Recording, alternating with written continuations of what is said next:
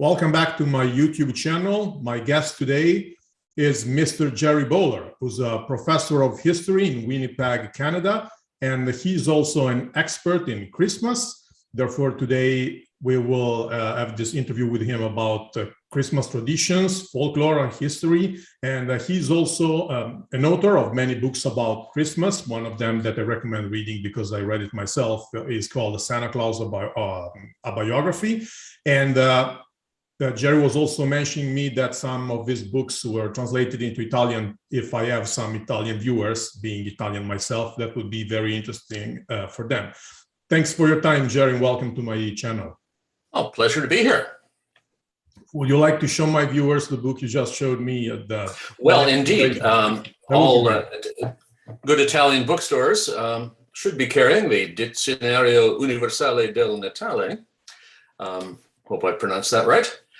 It was my first book on Christmas, the World Encyclopedia of Christmas. When was that published? That was 2001. 20 years ago. But still, the history of Christmas didn't change in the last Well, it's exciting. The past certainly never changes, but all kinds of events keep happening in the history of Christmas. Okay, so let's start from Santa Claus, who's the most common and famous figure about Christmas. How do we get from St. Nicholas to Santa Claus? Well, we have to go back to about the year 1800, when Christmas had fallen into disrepute in English-speaking countries. It had largely fallen to the lower classes to celebrate it, and they tended to do it in a very outdoor, alcohol-fueled, class-ridden, semi-violent way. It was a time for heavy drinking and mobs in the streets, a kind of wild sort of New Year's celebration. And that troubled a lot of people who wanted to tame Christmas, to bring it indoors, to reconnect it to religion, and to focus it on the family. So we look to New York around the year 1810, when a number of intellectuals and writers revived the notion of St. Nicholas as the magical Christmas gift bringer. They did so in a Dutch form. The Dutch had settled in that area in the 1600s before it was taken over by the English. And they brought with them the Sinterklaas, St. Nicholas legend of a saintly bishop who came on a white horse and flew over the rooftops of houses and dropped presents down the chimney, usually on his saint's day, December 6th. So they revived St. Nicholas, and pretty soon he was a popular figure among the literati of New York for the next decade. Then in 1821, an unknown genius wrote a poem and illustrated it. The poem was called A Children's Friend. And this is the first time we see the word Santa Claus written out. Up to that time, it had been an oral legend. So Santa Claus is now not a Catholic bishop, but a man clad in fur robes, totally secular, non-denominational, and coming to the house not on December 6th, but on Christmas Eve, creeping through the house, looking at the behavior of bad and good little girls and boys. Now that's a revolutionary change, but what makes it even more revolutionary is that instead of coming on a white horse, he came in a reindeer-pulled sleigh. The poem was largely forgotten, but a well-known landowner and intellectual in New York, Clement Clark Moore, took the poem the next year and elaborated on it in his own way and gave us the poem we now know as The Night Before Christmas, which has a figure still called St. Nicholas, but now clad in furs and pulled in a sleigh by 8 reindeer. And from that point, the whole Santa Claus myth goes viral. It's picked up by newspapers. Parents tell the story to their kids. The merchants are quick to capitalize on it. So now we have, in the English-speaking world, a non-denominational magical Christmas gift bringer. No longer St. Nicholas, now called Santa Claus. They take a couple decades to get the spelling the way we have it now, because it was an oral transmission. But it's by the 1860s, it's pretty much agreed that he is a grandfatherly figure, bearded, wearing fur robes. His size, that varies, but that's the standard by the middle of the 1800s. Okay, one thing I've always found fascinating about Santa Claus is that he's actually not the only one gift bringer who's an old man with a white beard, because we have, for instance, Father Christmas in the English tradition, and we have Grandfather Frost from Russia, who's somehow different because he's wearing blue and he's, instead of being quite fat, Santa Claus. Are they different figures merged into one? Are they one and the same? That's a really good question. Up until the invention of Santa Claus, Europe had gift bringers that tended to be either distinctly religious, like St. Nicholas or the Christ Child, or angels, or the 3 wise men, or were rather scary. There were creatures like Krampus or Jodepoki, the Yule goat, Perchta, the disemboweler in Central Europe.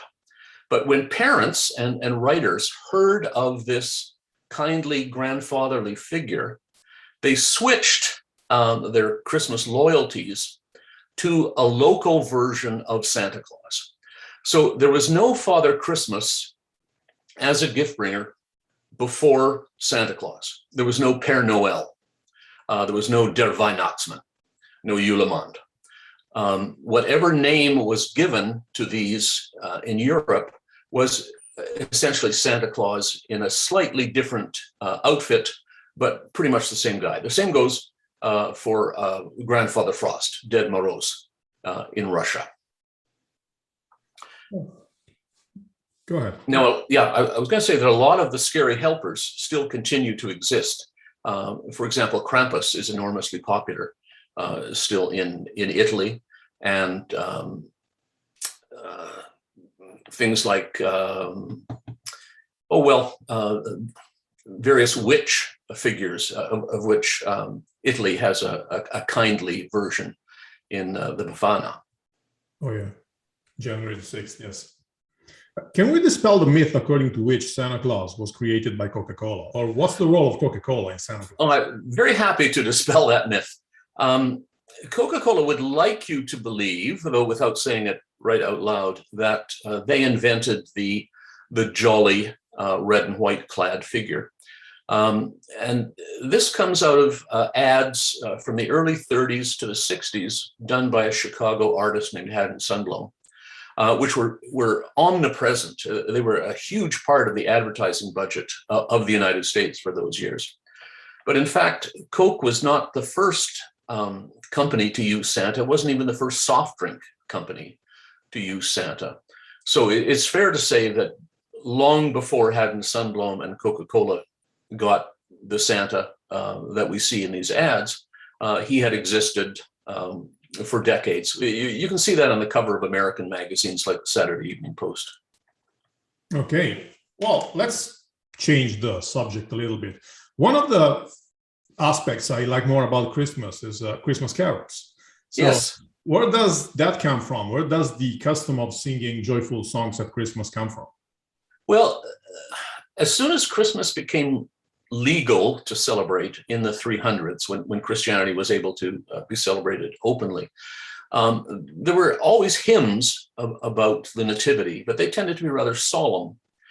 Christmas carols come in really with St. Francis of Assisi and his followers in the 1200s.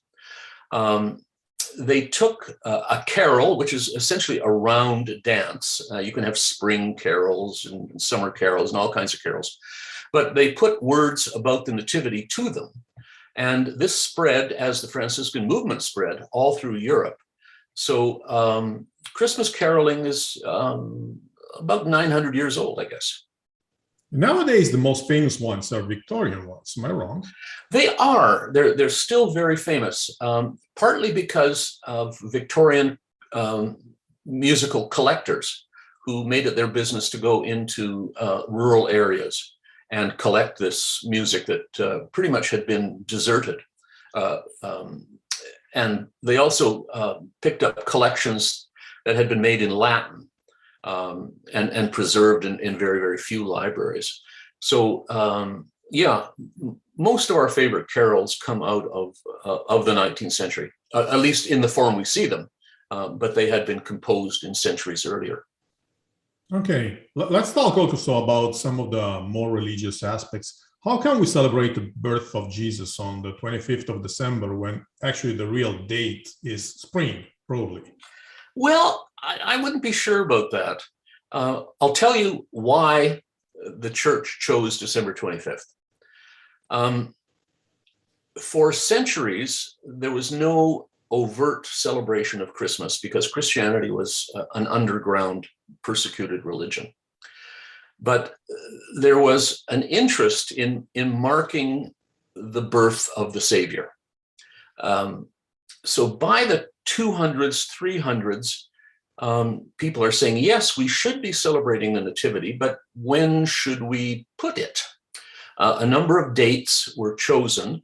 The two that were most popular were January the 6th, and that was popular in the eastern part of Christianity.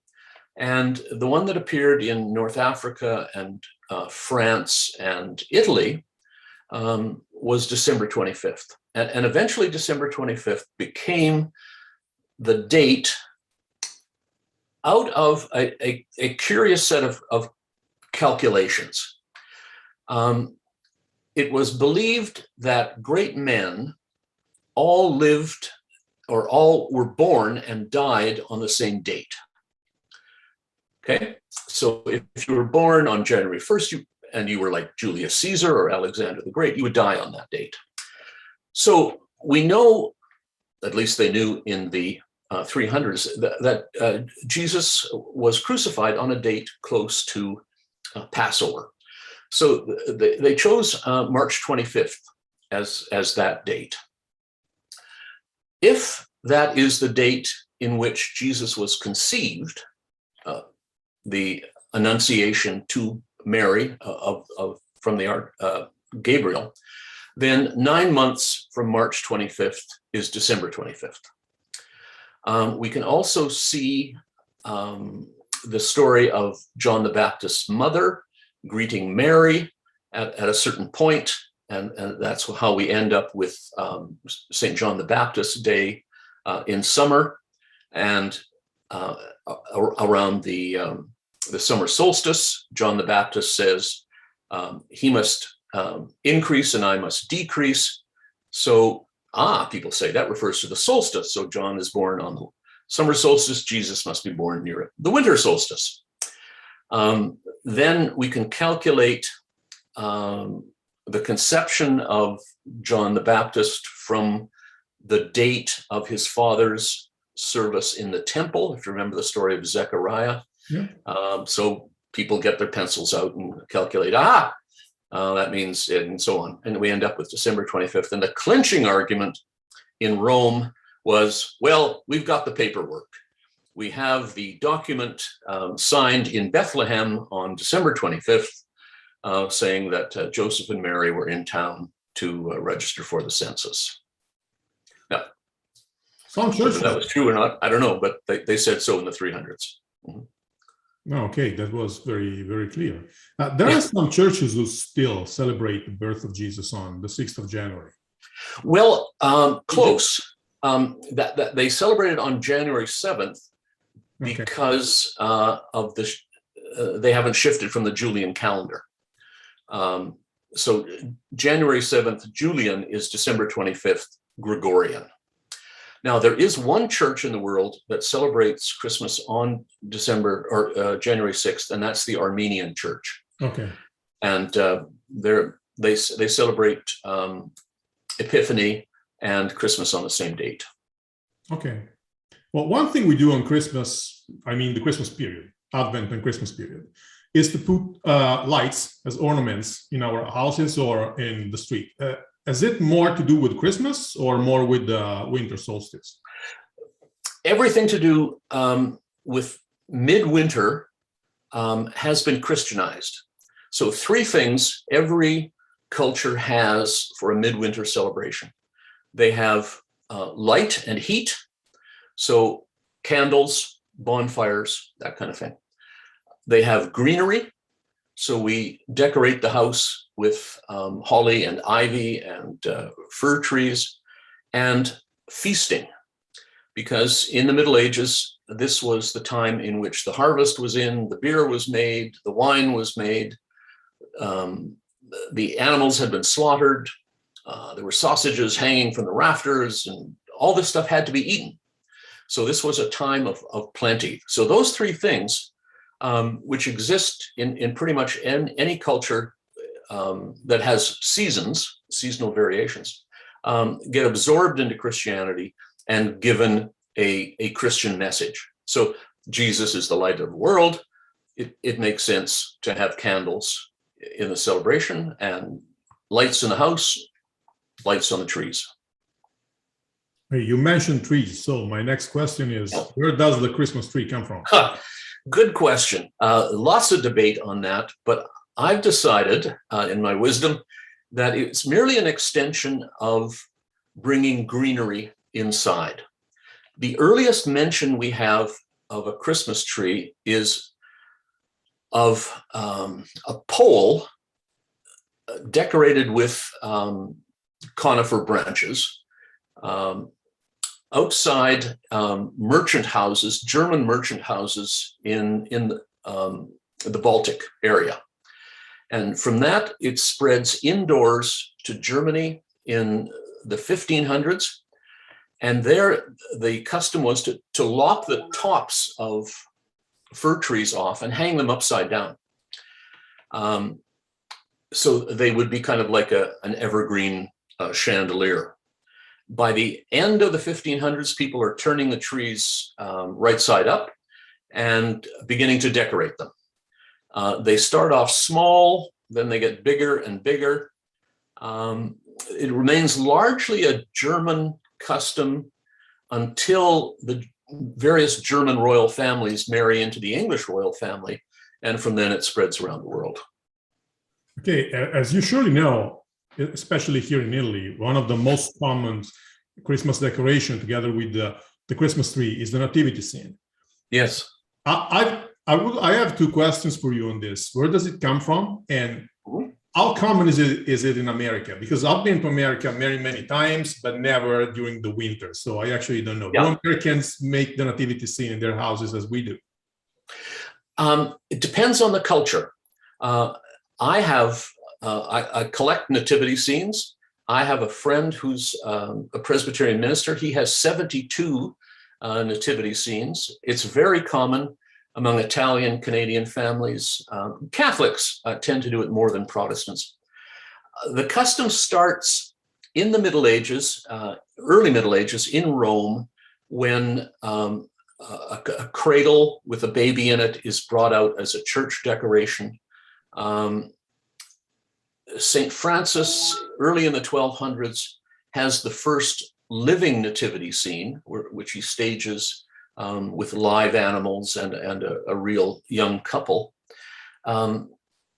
It grows in popularity. The best examples are from southern Italy, the kingdom of the two Sicilies, Naples, and southern France. There's a wonderful street in Naples, I've visited a couple times, that's dedicated entirely to nativity scene figures.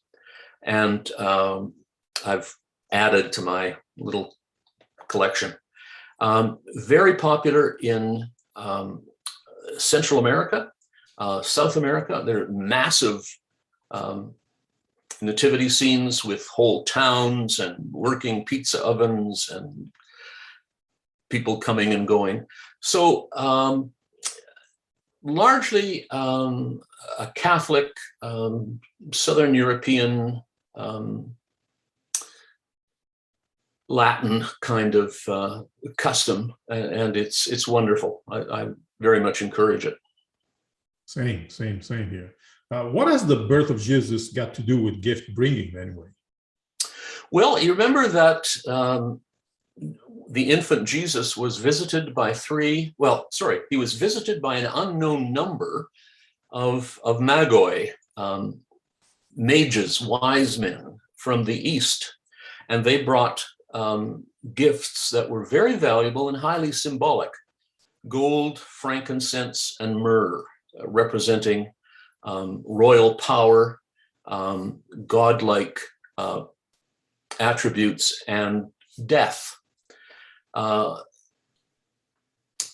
real popular impetus for gift giving came because of the closeness of the Christmas celebration on December 25th with Roman New Year's, the calends of January, on January 1st. And it was always the custom then to give little gifts. And that gradually soaked into Christianity. For much of the Middle Ages, it was not a thing aimed at children, but a kind of social lubricant. Inferiors gave them to superiors. Superiors gave them on down the social chain. It's not until the 1200s that we see St. Nicholas as a magical Christmas gift bringer, especially for children. So that's how we end up with this child-centered, present-centered Christmas that we have today. Since you mentioned the Magi, I would like you to elaborate. Who are the Magi and what do we know about them? Good question. The early church decided, after much debate, that there were three of them because there were three gifts. And they eventually settled on the names, Caspar, Melchior, and Balthazar. One from Europe, one from Asia, one from Africa. One a young man, one a middle-aged man, one an old man. And in most of the art of the Middle Ages, you see them dressed as Persians, because the Persian Magi class were astronomers and were the sort to say, there's an interesting either comet or nova or conjunction of planets and stars that might have been referred to in the Gospels. They become the gift bringers for Spain and much of the Spanish-speaking world. So they'll be bringing gifts on January 5th, the day before Epiphany. Does the word magic come from Magi? Maybe. I think it might. Oh, dear. Yeah, I'm going to say it does, and I'll check it later. Okay, no worries. We don't know. We'll check it out and discuss it next time. Yeah, okay. the Greek is magoi.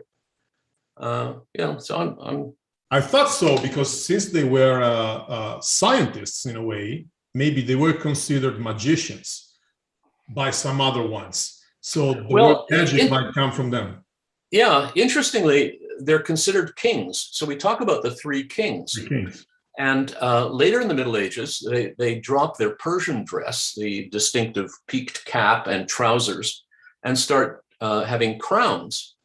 I've got a lovely carving from the 11th century that features the three kings in bed, all in one bed, being woken by the angel, and all of them are wearing their crowns. So don't even take them off when they go to sleep.